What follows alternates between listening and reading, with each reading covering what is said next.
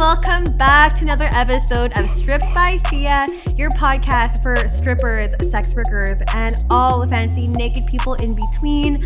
I am your host, Steph Sia, otherwise known as Kimchi on stage. I don't know when I'll be on stage next, but you'll just have to stay tuned and kind of follow my socials to know when I'll be at the club next. I am a stripper. I am also a former sugar baby. I'm also a digital content creator. I was a cam girl for a brief 2-week stint, and then I realized I hated it, so I was like, nope. And I've done I guess a lot of things like a lot of us sex workers do. We kind of flip-flop and dabble into other forms of work, and this podcast is all about I guess telling it like it is, the work that we do behind the scenes, just providing a really transparent approach to what sex work is, because sex work is work, and my job here is to destigmatize the industry in my own little way. So that's a little bit about the show. If in case you're new here, I just want to give a quick shout out to some Patreon subscribers. If you want to skip through this, that's totally fine. It'll take 2 seconds because there's only 7 of you guys. But shout out to Justin Erickson. We got Paris Frank. We also have Jay Sunstern and Arip Sarkar. Just on my top tier of Patreon subscribers, they get this really cool exclusive video access where they get to see our lovely guest today, whom I'm about to announce in just a couple seconds here.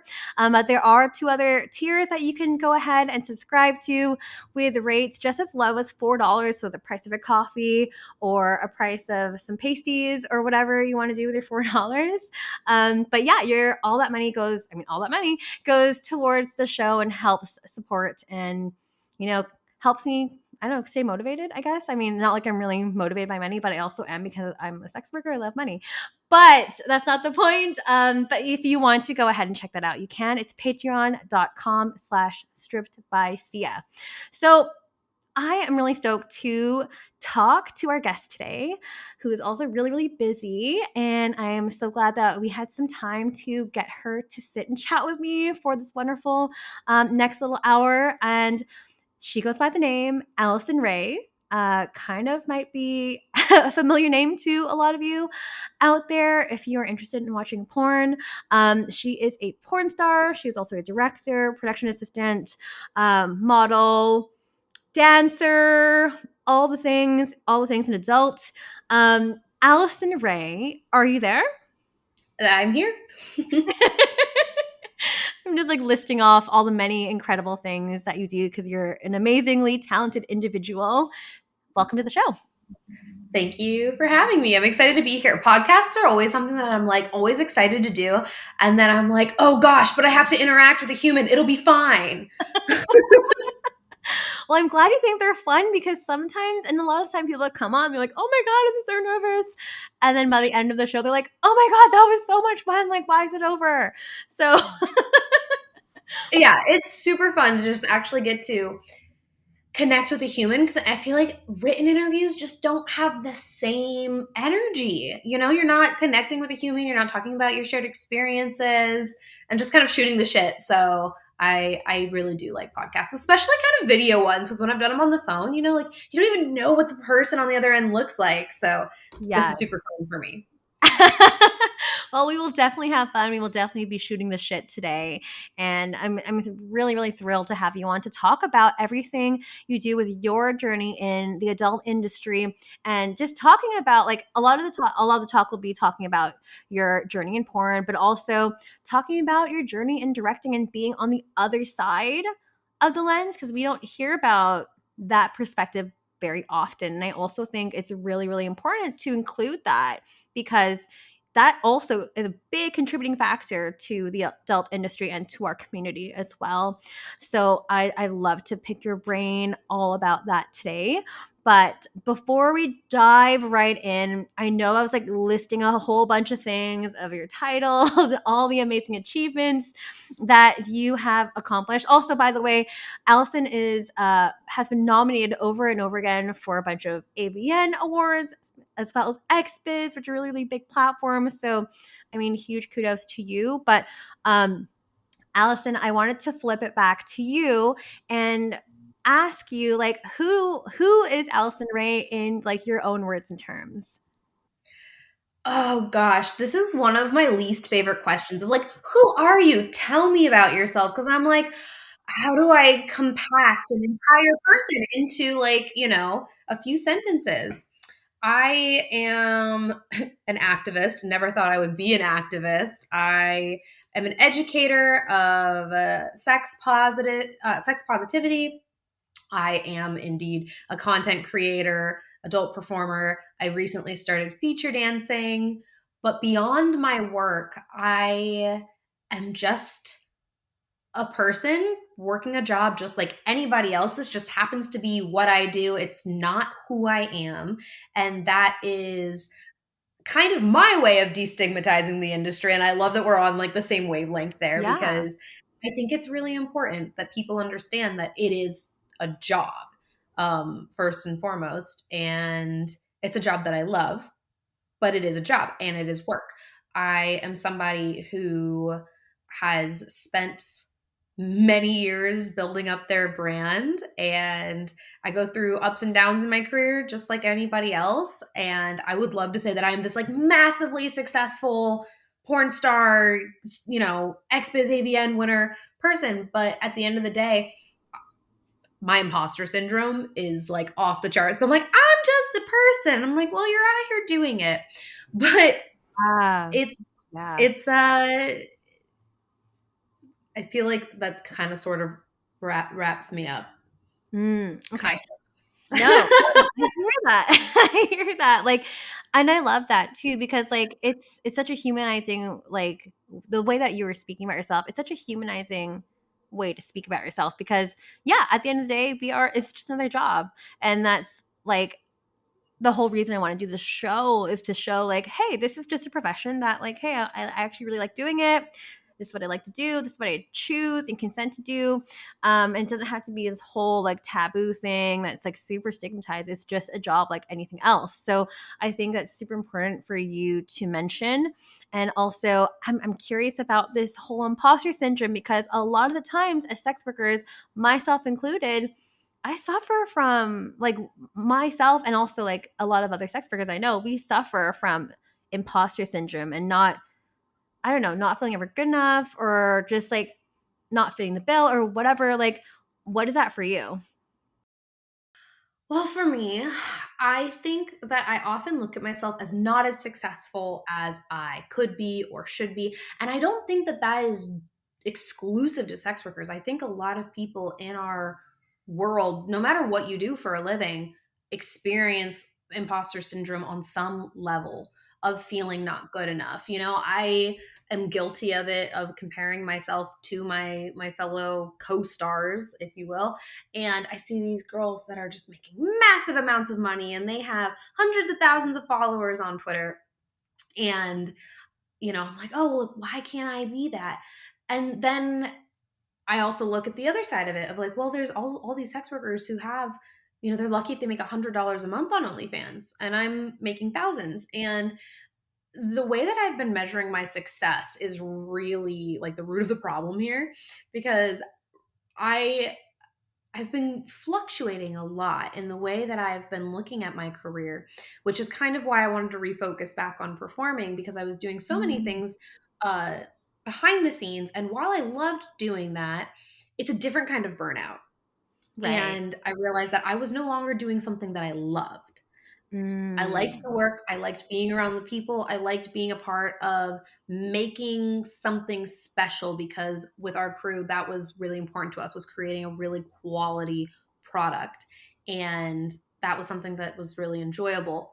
But there wasn't joy like I okay. get when I perform, when I get to interact with my fans, when I can actually put all of my energy into the building relationships with my fans. Mhm.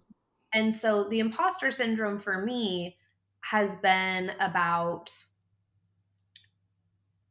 not being sure whether I am cut out for any one facet of this industry because it feels like I'm not good enough to be just a director. I'm not good enough to be just a production manager. I'm not good enough just to be a model. But the reality in this industry is you have to be a jack of all trades. You have to have your clip store, you have to cam, you have to, do your OnlyFans and whatever other social media things you are doing. You have to market yourself.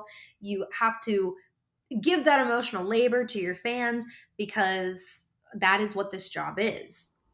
And Mm-hmm.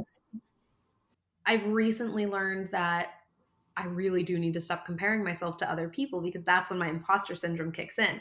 When I compare myself to who I was a year ago, that's where I go, oh, wow, this is something to be proud of. I really have grown in my career. I really have made strides where I want to. And acknowledging the progress I've made is really important. What may I ask, like, what was it about yourself, like you in 2021? What was that like, or what did that look like? And why was that so important or significant? Could you rephrase that a little bit? I'm not sure I totally understand the Oh, part sorry, of the you had a question. question. Yeah, yeah, because you were mentioning like, oh, like when I looked at myself last year, like, oh, this is where I want to be, blah blah blah. I was wondering like, what was it about yourself last year in comparison to say this year or in years Got prior? it. How Thank did you. that differ? No, no problem. So, specifically last year, around this same time, I was getting more serious about my OnlyFans and my just all of my platforms in general. But I started slipping towards all of the behind the scenes stuff because kind of like I was talking with Ari about this is that I kind of got stuck in a day job that I never meant to get stuck in. I think Gotcha. that's what I'm trying to say Yeah, grammatically. I hear you. And unfortunately, I am just one person and I want to be able to do all of the things. I feel like I might have a little bit of ADD, not entirely sure, completely undiagnosed, but I just want to do all of the things. Any opportunity that presents itself to me, like I want to be there, I want to do it, I want to be the best at it. So I get hyper focused on things really easily. And I think that's what happened with me in this past year. Leading up to my wedding, I was taking every money making opportunity humanly possible to make my dream wedding come true because I knew you need those dollars if you really, really want to have a fantastic wedding. Congratulations, And by the way. thank you. And so I took on all of these, you know, projects thinking I could juggle all of them, and I just couldn't. So the difference between, well, I suppose the difference between April of 21 and April of 22, really not that different. Mhm. However, it was probably around July, I would say, of last year that I really started focusing in on being a production assistant. And then around October, November, I started production managing. And Wow, that just that's took up quick. all of my time. And I Right. wasn't able to give my fans the amount of attention that I wanted to give them. And I was like, oh, well, I put in some hours over here, I put in some hours over here, I can do it all. And in the past month or two, it's been coming to terms with, okay, you got to pick one. You can't just be great at not that I don't do well at many things that I try, but to be great at something, you need to master it. And you can't have all of these distractions. And I think it was just coming to the terms with the fact that like I am not going to be perfect at everything I do and to let go of the things that are no longer serving me. So, with the production assistant and the production manager, they served me because I needed to make as much dollars as humanly possible. Now, my OnlyFans was doing good, but not as well as I wanted it to be doing Mhm. when I started doing the PM and the PA stuff. So, refocusing back to production or to I'm sorry, not production, to performing was really important to me because I was able to just kind of get back on the track of like the thing that brought me joy and the thing that actually has growth. I don't know that as a production manager there's any growth potential. Right. And the motivation, it just it's a hamster wheel. when you're Yeah. behind the scenes in production. So it's been the growth over the past year of the ebb and flow of life and taking on a day job and realizing, wait, but this isn't actually where I want to be spending my precious time and energy. I actually want to be performing. I actually want to bring joy to people's lives. And while I might be able to do that behind the scenes, I don't get the same reward as I do when I get to interact with fans directly and really spend my time with them. Gotcha. Okay, so it's a whole like refocus and just like shifting of priorities, it sounds like, too, which is completely allowed. And you should always be able to like change your goals as you go on, which is totally, totally fine. I am so sorry to everyone listening here. I feel like we're going backwards. And that was my fault because I was like, let's just like dive right in and keep asking you questions. But Allison, do you mind if we start right in the beginning or even like before the beginning in terms of like how you even landed in the adult industry? Like, how did you get here? How did you get started? So I got started. I was actually on a swingers website with my ex-boyfriend because I was 18. We'd never swung. I always liked the idea of it, but I was nervous because a lot of swingers are like 30, 40 years old, and I'm Yeah. 18. And I was like, I just want somebody that's closer to my age where it's just more comfortable. So we were on a swingers website. We met somebody that was close in age, was going to the same college I was going to. And as we were getting to know each other over the phone, actually, I don't think we ever met in person now that I really think about it.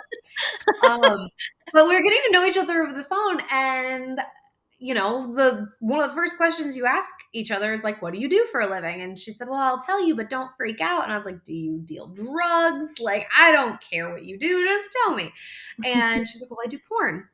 And I was like, "Cool, tell me about it." And she was a student like I was, and was telling me how she'll go out to LA for a week, shoot her ass off, come home, and get to focus on her studies for those 3 weeks. And that sounded fantastic to me. Mhm. So she helped me get an agent. I came out to LA. It was probably within like a month or two of meeting her, online meeting her, Meeting her. Yeah. that I came out to LA and shot my first 5 scenes. And I really enjoyed it, actually. The first one was very nerve wracking, but uh, it was a good experience overall. And then from there, it just got easier and more comfortable. And once I really got to see how the industry works, it was something that I was like, I really like the people that work here. I really like what a day on set it was like. And so I was able to, or not able to, but like I decided that I really like doing this and I wanted to keep doing it, and thus started my career in the adult industry. Oh my gosh. So just like that. Mhm. Yeah, it wasn't this like big seeking out of anything. I feel like a lot of my friends kind of describe their entry into adult in a very similar way. It just kind of falls into your lap sometimes. And that was certainly how it happened for me. Wow, wow, wow, wow. So this happened, you're in college, you're super young, you're 18, just figuring things out. And you're like, okay, this is a really cool, maybe a career change or just like, or a career beginning because like, I mean, you're 18, like this is super, super young. Can you tell us about like those first few months maybe on set, like those nerves that you had to kind of battle down? Like, when did you finally feel like, okay, I'm starting to get the swing of the things? Like, how long in the industry were you at that point? Ooh, that is a really good question that nobody has ever asked me. Oh, The really? nerve Yeah, the nerves are unlike anything you've ever experienced. Like, I've gone skydiving, and the nerves you get going skydiving are nothing in comparison to shooting your first porn scene. Because when you go skydiving, you know, you're terrified. You're pretty sure you're gonna make it, but you don't know. You're jumping out of a freaking plane. And when it's over, it's over, and it takes just a few minutes. When you shoot your first porn scene, like there's so much going through your mind. You know that this is very permanent. It's something that people tell you over and over and over again. And me being 18 years old, I kind of took everybody saying like, oh, but you really need to think about it. I was like, watch me do it. I was a very rebellious teenager. And I remember the night before my first porn scene, I literally had cold feet. I could not sleep. I was so nervous. And my feet were just cold. I can't explain anything other than that, of just like the anxiety. My feet were cold. I still went through with the scene, obviously. I'm here today.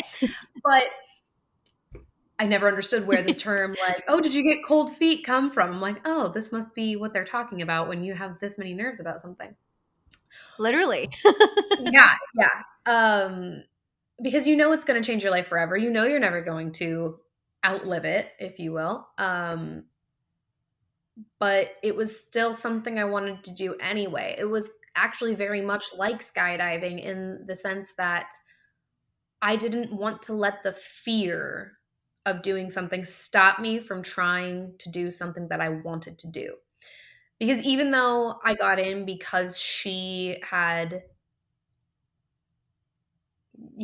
introduced me to the idea and helped me get an agent and all that, I had actually been looking at a porn website where it said become a model because it was my favorite website. Oh. I had drafted an email for them, never sent it, so I didn't actually get into the industry that way. But it was something I was thinking about before. Right. And I had kind of dabbled in the sugar baby world for like a minute, Yeah. like 6 months or so before getting into porn. So, it's just like, that you're afraid, you're a little bit afraid, but you still want to try it. So you do it anyway. So very Totally. much like skydiving in that sense. I would Yeah, no. say that the first time that I really felt comfortable in my skin in this industry was probably like my sixth scene. Okay. So it was because I wasn't living in Los Angeles. I was going to school. I came out for my first week. I shot 5 scenes and they were all very fun. I had a great time. I made some good friends, but I didn't quite understand how the industry worked yet. I didn't understand that I was never going to get information about my shoot more than a day or two prior to the shoot. I didn't understand how Oh. production works that way. I was asking my agent, I was like, I want to know what the storyline is. I want to make sure that it's something that I want to do. And after that week, my agent let me go and was like, I just think you need somebody that can pay more attention to you. He was like, you ask a lot of questions, which I find disturbing that an Yeah. agent would say that to a girl. I'm like, I just want to know what Yeah. I'm doing. So these are things that we're working on in the industry, and this has changed a lot, thankfully, Okay. Yeah. since, this was 7.5 years ago. But, I just wanted to know what I was doing and getting myself into before I showed up on set and felt pressured into doing something I didn't want to do, Right. which has happened, but again, this is getting better. This is something that has been improving in the industry, especially over the last, I'd say 3-ish years. Good. Um, Yeah. yeah, yeah. My God. Very good. I am really glad that is the way things are going. But it was probably like my sixth scene because I went home after that first week. I want to say there was 2 months in between my first trip to LA and my second trip to LA. My second trip to LA was 3 scenes in 3 days. And my first scene was for Amateur Allure. And it was a company that I really wanted to work for. I'd started getting active on Twitter. My first scenes had come out. I had hit up this director because I really liked the look of their stuff. I liked that it didn't seem seedy or anything like that. And I just hit it off with the director. And so he booked me to come out, and that was the first time I actually spent time offset with people, and I got to see how the people in my industry are also just people, and they're very like-minded to me. And so after that was when I was like, okay, I really do like doing this. I like that I can go work for a couple of days, a week, whatever, go home, live off that money, focus on my studies, And it just kind of snowballed from there. Gotcha. Okay, Alison, I have so many questions from a number of things that you said here. So, talking about seediness and talking about shadiness in the industry, I feel like it's like a hush hush thing that like no one really wants to highlight or say. And I think it's really important to be transparent about these things too. So, and like also just being maybe groomed into things or being forced into scenes that you don't want to do. And I think it was really forthcoming of you and also really mature of you, especially at that like ripe age of 18, to be asking questions. Because a lot of people, like I'm just going to go along and go with the flow, and I'm just going to put all my trust in this person that you essentially don't even know, right? So I am curious, a couple things here. So at 18, um, one, do you think 18 is an appropriate age for people to be going into the industry? Your own opinion, of course. And also, like, two, like, if you want to share some CD stories or like just like maybe shine light on that aspect, because it is something that happens in the industry that, again, as I said, no one really talks about. Yeah. So I have been really torn on this debate of should we raise the age from 18 to another age? I really dislike that 18-year-olds are allowed to go into the military and risk their lives for our country, and yet they can't have a beer with Yeah. their platoon members, or I think that's the right word. Yeah, something like that. I feel similarly to having sex on camera. I do think it's hard because we've learned that the brain doesn't fully develop until 25. I think rather than changing the age, we should be implementing some sort of course, if you will, to enter the industry.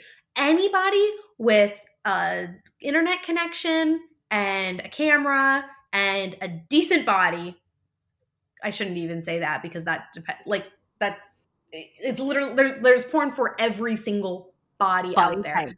Yeah. Um, I guess what I mean by that is if you are relatively attractive, just average and above, because Yeah. The bar is you're low. somebody's perfect type. If you have those three things, you can get an agent in the porn industry. You can post your own videos on any platform, clip site, Pornhub, what have you, and start making your career that way. And it doesn't require any prior knowledge of the industry. It doesn't require that you fully understand the consequences of your decisions. Because when everyone said, oh, porn will follow you forever, I was thinking about jobs. What I wasn't thinking about was, how am I going to tell my kids? Mm-hmm. And Yep. even if it is, if you have a plan for how you're going to tell your children that you did porn, how are you going to handle having your kids have friends who aren't allowed to have sleepovers at your house because their parents aren't okay with the fact that their kids' friends' parents did porn? Even if I am the nicest individual in the world, there will be people that will judge me for that forever. And there isn't, they always say hindsight is 2020. And when you're young, you don't want to listen to anybody. You think you know the best. So I don't even know if this would work, but I feel like there has to be some sort of prerequisite to getting in this industry. You can't just say, I'm hot, I want to have sex Right. on camera for money and be able to do it, because it is a life-changing decision. Just like Mhm. having a baby. Like I feel like it's just as big of a decision as having a baby. And Yeah. nobody talks about it that way. Yeah. Um, That's huge. That's so really huge. while 18-year-olds and younger can have babies, 18-year-olds should be able to have sex on camera. Some 18-year-olds are actually fairly well equipped to be parents. Some 18-year-olds are not. So while I don't think we should raise the age, because I think that'd be hypocritical of me to say, because it did help me make a living while I was in school and it helped me graduate school without having to compromise my study time. Uh, I just wish that there had been a bigger barrier to entry. Mm-hmm. Um, Yeah. Yeah. Or like better regulated maybe, or like maybe we don't want to add regulation because that's another tricky topic too. Yeah, regulate, right? It's hard. I just think that agents I think agents have a responsibility to make sure that the people that they are representing are of sound mind to get into this industry, because I think all too often we see girls that are on Xanax, that can't perform without marijuana. And don't get me wrong, if you have a mental illness and you are taking it as a prescription drug, I have no problem with that. Even if you are taking medical marijuana, don't get me wrong either. Like, I love a recreational marijuana. Don't we However, all? Right. there are people that are not equipped to make those kinds of life-changing decisions. And while I don't want to regulate anybody else's body, I know how I have been struggling with the thoughts of, well, should I even have children? Because I don't want to subject another human being to this kind of stigma. Because I would love to have children with my husband, but the conversation goes deeper because of my profession. And yeah, it's so complicated. And Yeah. it sucks to say like the agents should have the responsibility to do this, because, well, the agents are just people trying to make money also. This is also Yeah. just their job, Commission. and they need models to, send to companies to get their paychecks. So it's a really convoluted, hard to answer question. I don't know that there is a one size fits all answer to it. There isn't. I If yeah. wonder. I I just feel like, well, you know what the answer is destigmatization across the board, because then Thank I you. wouldn't have to worry about whether or not I should have kids. Because if everyone just understood that it was a job, that sex is the most natural thing that a human can do, and so what if I have money for it? Like, all labor under capitalism is coercive.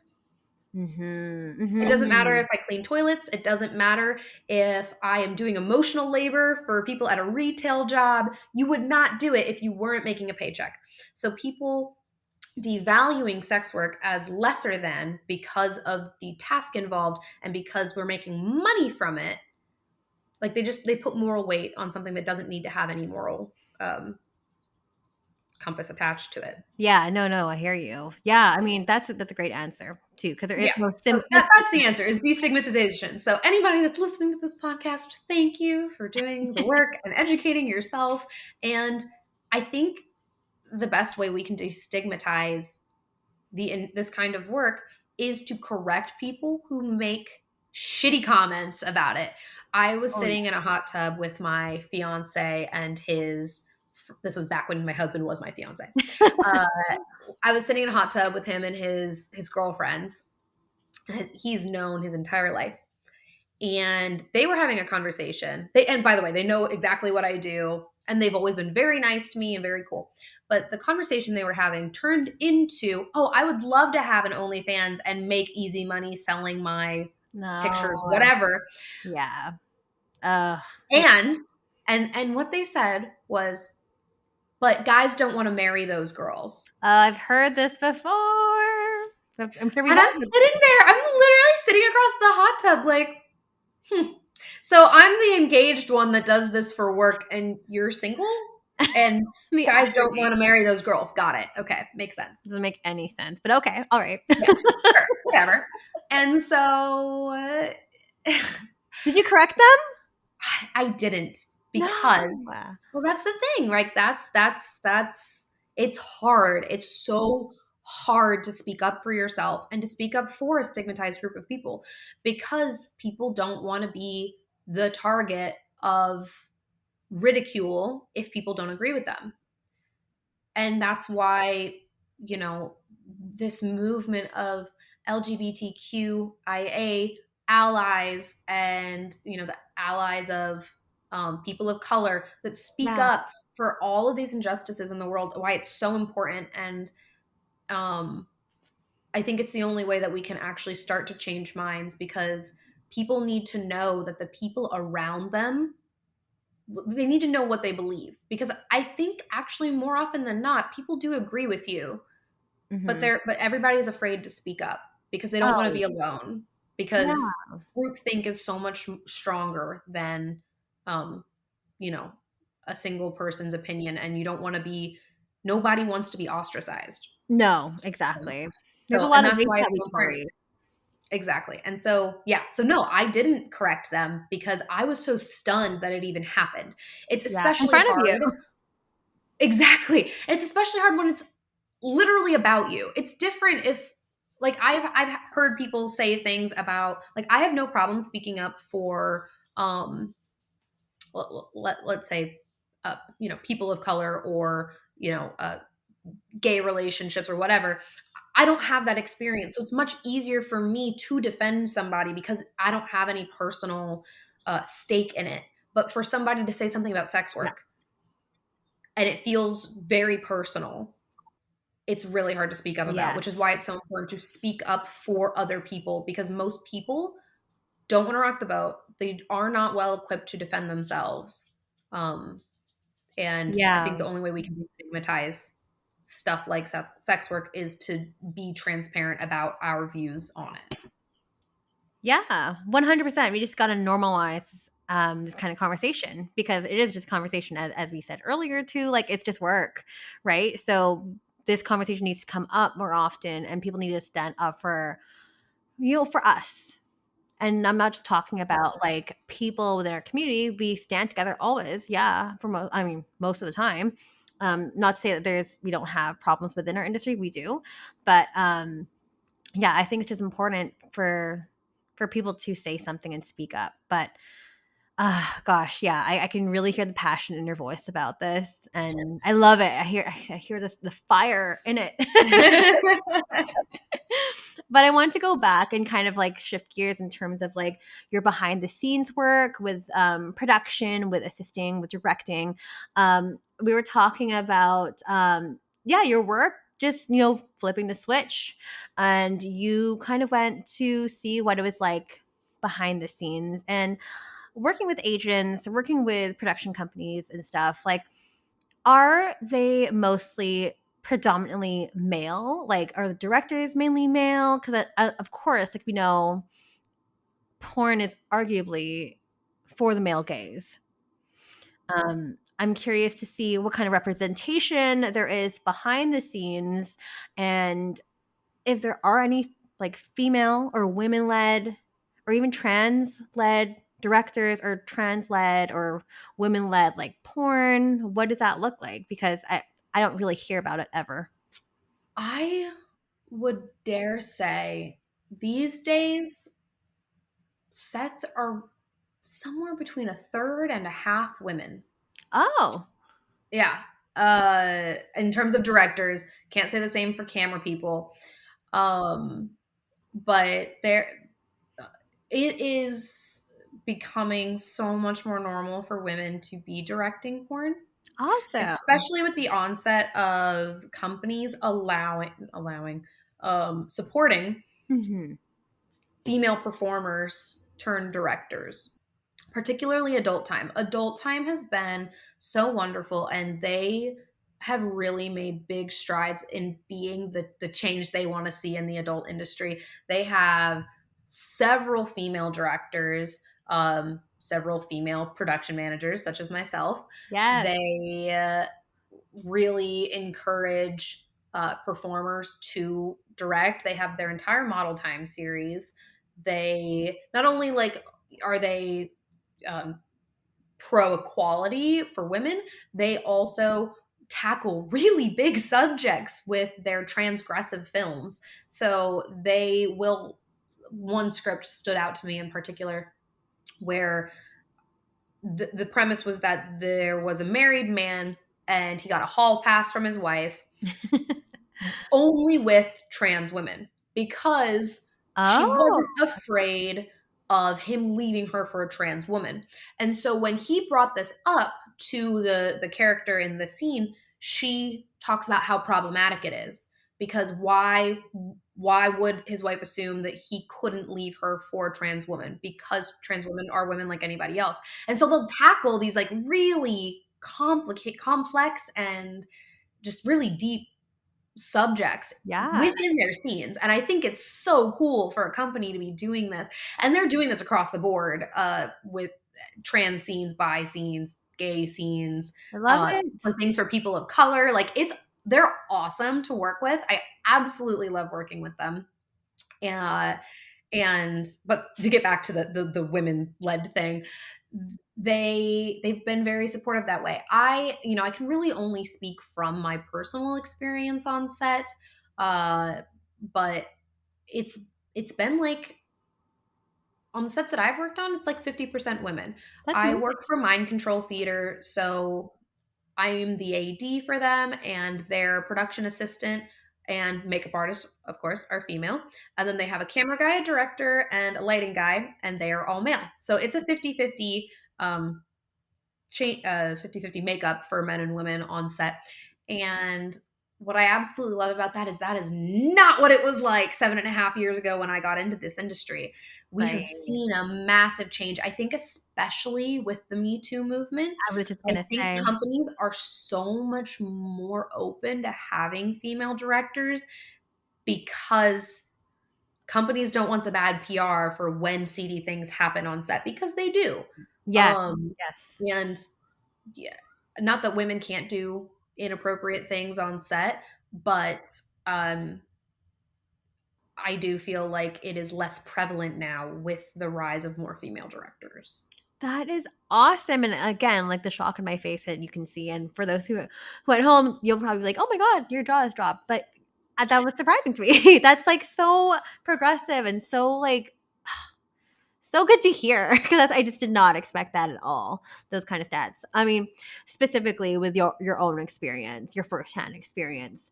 Um, with women and like trans and like whatever gender, but not men. I'm not referring to men led films here, or content. Are you finding that the scenes are also looking different as well, as opposed to just some kind of, I don't know. Sometimes I find porn to be cheesy.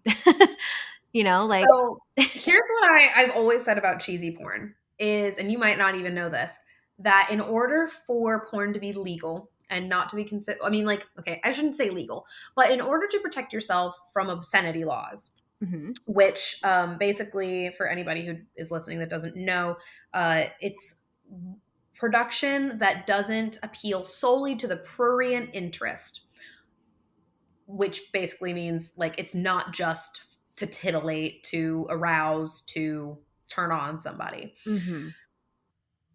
To avoid obscenity laws, you have to have kind of a beginning, a middle, and an end. Right. And Right. that is why there are really cheesy storylines, because they don't intend for anybody to watch them, but they make it legal and they protect them from lawsuits of obscenity so they can keep making money and they're not threatened to get it pulled down. And also, half the time when it's cheesy, it's also because we think it's kind of funny. Yeah, It's the funny way for that we sure. can put joy into our work because we get to giggle and have a good time on set while we're making this when we know it's ridiculous. I think that's the thing that people get wrong, is they think that we're making it very seriously, and it's like we're Mm. kind of doing it as a joke, because we also understand, especially when it comes to um, porn that blurs consent lines. While yes, I do agree it is Yeah. problematic, it is not our job to educate people that it is not real. However, Right. I do think it is important because nobody else is educating people, which is why I have started to do it on my TikTok account. Um, Yes. but when you see like I can't pay for my plumber, is there any other way that kind of storyline where consent is blurred because there's, coercion, because there's money to be, you get it. So people just think like we're taking it very seriously. Like we know that that is the most unrealistic Yes. interaction on the planet, but it's still fun to think about, because how many times have you, I don't know, been to a grocery store and there was like a hot cashier ringing up your stuff, and like you would love to flirt with him, but you don't even say anything because Right. you're nervous because you're a human being. But at the same time, like it's kind of fun to think about, like, what if you like you just said some kind of pickup line and it worked. That is why cheesy porn exists, is because like it's the fantasy of, could I just say I want to have sex with you right now and it work? In reality, no, it's not gonna fucking work. But it's fun to think about and it's fun to get off to. Right. To your question on have I seen porn change because of women? I don't think so. Because men are primarily the paying consumers for most companies, there is a disproportionate amount of male gaze um, produced porn because that is who is paying for it. If Yeah. more women paid for porn, I think we would see more things that women would like. Yeah, that's a Because at the end, conversation. yeah, and at the end of the day, we're making a product for a company that is selling it to a consumer, and just like the agents who they're the onus of responsibility on making sure that there are sane people in the industry should be on them. They're also just people making a paycheck. It's the same thing for women, for female directors. They are also just people trying to make a paycheck, and they want to give the company a product that the company wants that will sell for them because they need to pay bills just like everybody else. Right. Right. This gives me so much insight that I did not know. And this is why I had to have you on the show to talk about this. Thank Happy you to for help. the context. Keeping it real. Alison's always keeping it real. Well, I mean, on that note, like in terms of like trends or like if we're seeing like changes and stuff too with progressiveness, like what are your thoughts on ethical porn? Because that's like trendy too. You know, I keep hearing that Mm-hmm. term, and I'm like, do we even know what it means? Well, Has that's the there thing. Like, actually I was gonna been a definition of it?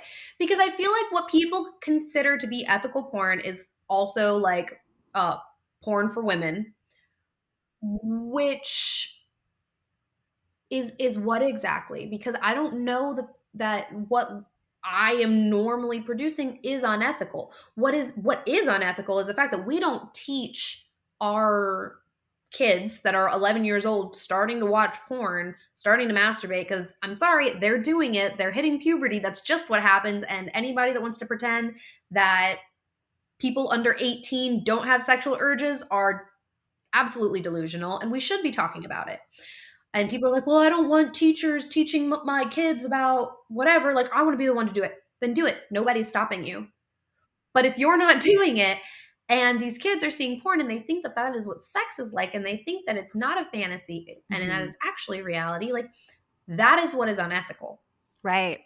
They need to understand that while you don't see the consent conversation happening on like in the final product, because that would ruin the fantasy for some people, Yeah. Yeah. that's not what people are paying for. The consent discussion is happening behind the scenes, and you do see it a lot. There's so many behind the scenes of consent conversations. So my opinion on the like ethical porn movement, if you Yeah. will, is that it's bullshit. It's Mhm. bullshit. They're not doing anything different. We're having the same consent conversation, or I would say it's no different today than a normal set. Can't necessarily the same thing of 7.5 years ago, because there were websites up and experiences that I had that were not so super ethical. But in today's world, in today's social climate, no company wants to get sued over a consent issue, over pressure. Well, I guess that's all consent, pressuring somebody to do something they don't want to do. Yeah. um, Of as a course. production manager, I let girls know exactly the scene they would be doing, exactly the sex acts that they would be expected to do on set at the time of booking, Good. because that is something that what didn't happen before. People would just say, Yeah. are you available on this date for this much money for this kind of scene for this company, and that was it. They didn't say, what's the premise of the scene? Are there any specific sex acts you're going to be expected to do? And so I had the opportunity to also be the change I wanted to see. Yay. So That's I don't know if awesome. that fully answered your question, No, but yes, it did. the ethical porn thing I think is bullshit, and it's just a way to make people feel better about the porn that they're consuming, but it doesn't actually address the actual issue of whether or not the people having the sex on camera are having consent conversations. And I don't know, does ethical porn, like, do they show the consent conversation beforehand? Like, I don't even know because I've never watched it. So who's paying for it? That's the thing. It doesn't necessarily speak to people who are paying for the product. I think it does speak to women because women also understand that, yes, we can be put in compromising situations, especially when there's sexual energy exchange involved. So they want to subscribe to ethical porn outlets because they want to know that those women are safe, that they're protected, that they're having consensual sex. But the fact of the matter is, for any large, like really big adult time brazzers, reality kings, any super big platform, I would call it ethical porn because there's certain regulations that you have to have. The agents are protecting their models. The girls are well paid. They know why they're there. Um, I think the primary difference, if ethical porn shows the consent conversation being had, you can find the consent conversation for these big companies. They're just in a different section. yeah. Oh, this has been so enlightening and just like thank you for sharing that perspective because I don't know, like I think maybe people that are consumers of ethical porn, maybe they're just trying to make themselves feel better and it's almost to me like a white knight syndrome, like I need to save these girls. This is what I feel good because I know that the woman performer is being safe, quote unquote. Right? So that's kind of like how I'm kind of seeing it as well. So this has been like so eye-opening. I'm glad because yeah, I would definitely agree that there's kind of a white knight syndrome happening with that. And again, like maybe I'm talking about because I've never seen ethical porn, but like Neither. from I'm like I don't know how much of what I produce is unethical either. Oh, husband's coming through. All good. Um, we are almost gonna be wrapping up here, but like I'm also really interested in hearing because like you are being that change now in the industry compared to again like when you first started. Being and providing the support and the resources for these new models and for these new performers coming into the industry. I think that is totally amazing and to be applauded. So well done to you. Huge, huge work that you're doing. But I know you also use your TikTok as like a platform to kind of, I don't want to say preach, but educate. Yeah, and humanize. Yes, yes. Can you tell us a little bit about that? Yes, I dispel all of the myths, the movie magic, all of the stuff that the industry doesn't want you to know about, quite Mhm. frankly, because it ruins the fantasy. That was something that people have always told me throughout my career is, well, you don't want to tell them that we do this, and that sometimes we shoot a bunch of content in a day because like you want to keep the fantasy alive. And I'm like, that is the part that seems unethical to me Mhm. because how are we and the same people will preach sex work is real work, and I'm like, how are you supposed to get the same person that consumes it assuming that your love for them is real on OnlyFans? How are you supposed to get them to understand that it's real work if you won't be real with them, if you'll Mhm. keep the smoke screen up? Right. So my TikTok is about talent. Like I tell people how we use Cetaphil to make it look like cum for photos. I tell them how squirting scenes work. Girls will literally chug Pedialyte and water all day so that they can piss during their scene because if a girl squirts, it doesn't look like that. It is a Yeah. camera trick, and it's the way that we can do water sports because Visa and MasterCard does not want you to pay for Yes. urine for whatever reason. They've decided that's not okay. So if we call it squirting, it's fine. Yes. Um, Oh my I god. talk about how guys love to ask, how do the guys last so long? They Mhm. take pills. They just do. Yes, that's a huge part. They're no longer enchanted by these, beautiful women because some of them are bitches to them on set sometimes. So people are allowed to have bad days. And like, I'm sure you don't love all of your coworkers on every single day. I'm sure there's people that you just don't get along with. Exactly. And bringing those things to light has been more important to me in the past year and a half or so than in the past. And I've found that I have found so many more loyal fans because they're like, wow, thank you for like not treating us like dumb babies. Yeah. And actually like being real, because I think it's disrespectful Mhm. to think that we can dupe somebody. Like, why can't they understand how the movie is made and enjoy it? In the same way that you understand that I don't watch superhero movies or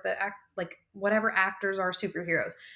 Clark Kent, the actor playing Clark Kent, you don't think he can fly in real life. You understand he's just some guy and that acting's his job, but you still like the movie. Yeah. You'll Yeah. still go and pay to watch the movie. And maybe, or like Ryan Reynolds is actually probably a better example. I'm like, I understand that Ryan Reynolds he's just a hot guy that I would like to see his work. So I go and I pay to sit down at a movie and watch his stuff because I enjoy myself because it's part of my leisure time, just the way people enjoy themselves as leisure time, jerking off to porn. And you like the person and you want to support their career. And there's nothing wrong with that. Definitely nothing wrong with that. Like, I think it's really cool. Like, your TikTok's almost like a director's cut. Mm-hmm. Behind the scenes, right? So I think Yeah. that's really, really cool. Like, has the response been like, what has the response been like? It's been like a lot of thank yous, like thank Oh you for yeah, joining this. it's been really positive. I actually have had to move away a little bit from talking about the industry on my Alison Rey account because I was getting so many community guidelines violations because TikTok is so Ooh, anti-sex anything. yes. So when I gained all my followers, I was like, I don't want to lose this entire account. So I really tamed it down and actually started showing more about my life and who I am as a person. However, I started running adult times TikTok where we are perfectly fine if they delete our account over and over and over again. And I just keep posting and making new accounts. So previously, when I was doing it on my account and currently on adult times account, I get so many people that literally thank me for being transparent, and they talk about like what the positive things that the account is doing. And people have told me so many times how they view the industry different now because of what I've put out there, and it makes it all worth it. Some days I'm like, am I, I think we all question ourselves and the directions our careers are going and our lives and things. And I constantly question, like, did I do the wrong thing? Did I shatter the fantasy too much? And like, now nobody wants to jerk off to me because like, I'm like their little sister or something, they feel too close to me. They can't objectify me anymore. But it's the people that really understand why I'm doing what I'm doing and appreciate it that are, really reassure me that I've done the right thing. And I think even if I'm not making money because people aren't objectifying me anymore, at least I am destigmatizing the work for the people after me. Yes. Oh, that is so, that makes me feel so good. Oh, hey, we need more people like you in the industry. This is amazing. And like, such a great conversation.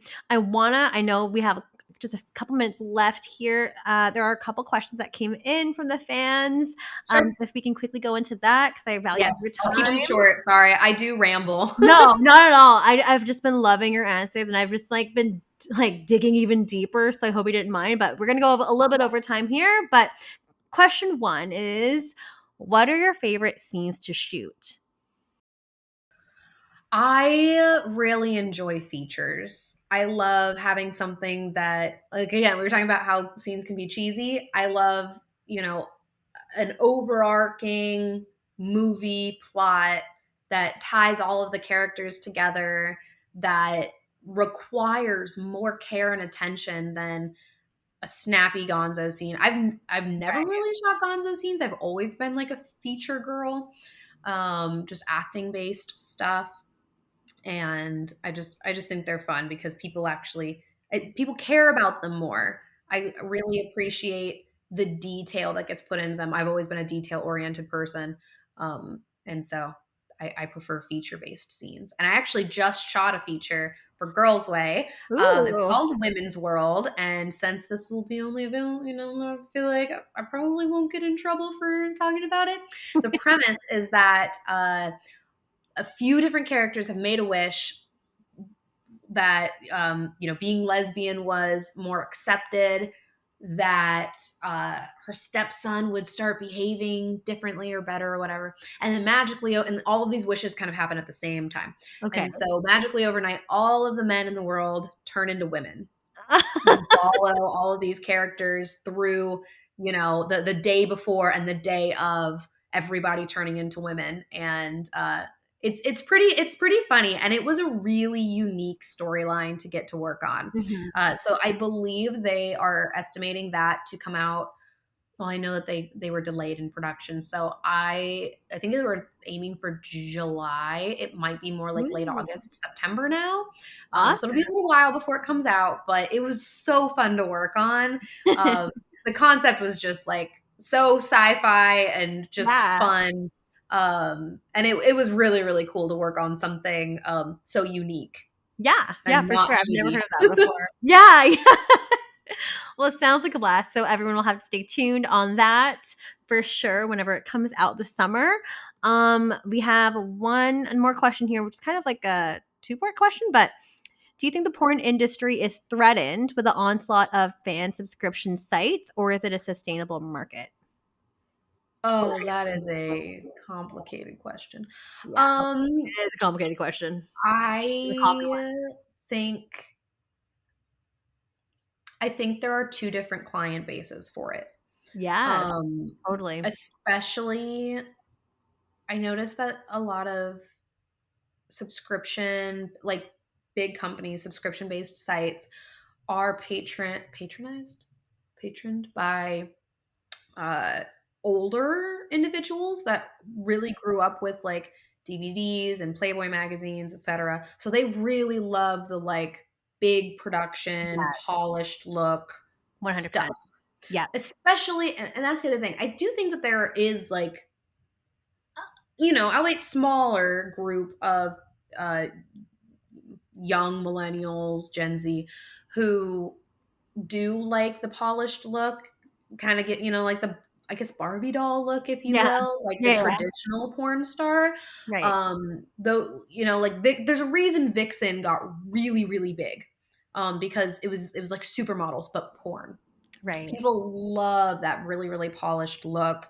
It's very Instagrammable. It's very trendy. It just looks well done. And so I think people are really drawn to that, and they're always going to be drawn to that. And Yeah. you're not going to be able to get that with an amateur platform like OnlyFans or Just for Fans or Ninth Cloud or whatever is out there. However, I think people are getting so sick of curated content that they want those um, realistic connections with people that you get on things like OnlyFans. Also, especially young people, because we grew up on our phones, we grew Yeah. up on social media, and most of us don't have the skills to connect with people in real life. Mhm. And so a lot of people want to have a connection with somebody, and they also want somebody that is realistic for them, that's in their league, that's attainable. And that's where you get that girl next door, Yes.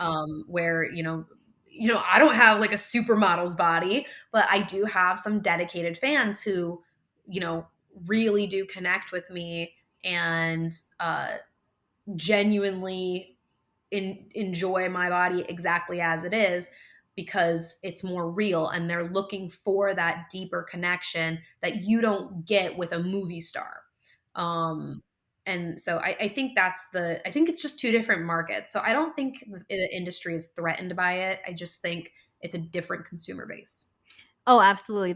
Yeah, that's very, very on point. I would definitely say because, like, with OnlyFans and stuff like that, like subscription sites, like they really want to get to know you, and they want to be able to get like that access. And as you mentioned, like we grew up on our phones, we're so used to sharing everything, and they just kind of want to be connected in that way.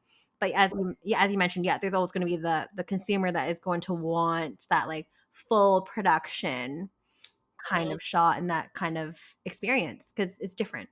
So yeah, oh my gosh. Well, this has been an amazing conversation, Alison. Like, you just impressed me so much. I think you're an amazing individual and so cool and a pillar in this industry. So I want everyone listening to get to know you and maybe follow you. So where can we find you? I am on Twitter, Alison Rey XXX, although TikTok is my favorite platform now. I am Alison Rey X. You can go to my website where all of my links are just to make it easy for you, AlisonReyFans.com.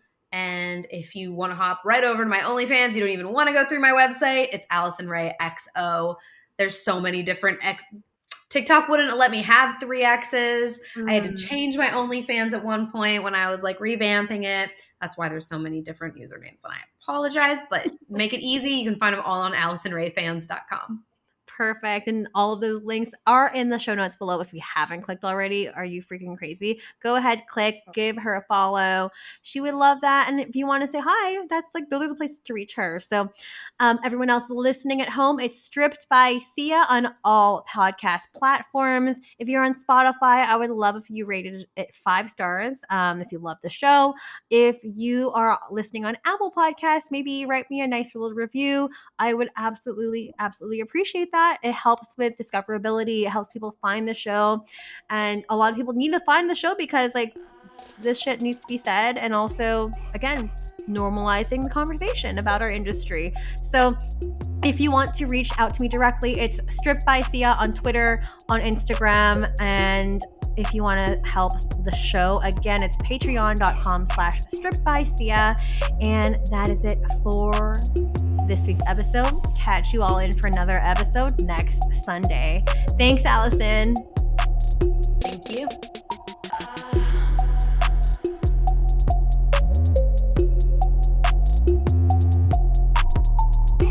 You're listening to Stripped by Sia, hosted, produced, and edited by Steph Sia. Music by Ted D. Graphic design by Maria Bellandarama, and photography by Ian Dabrin.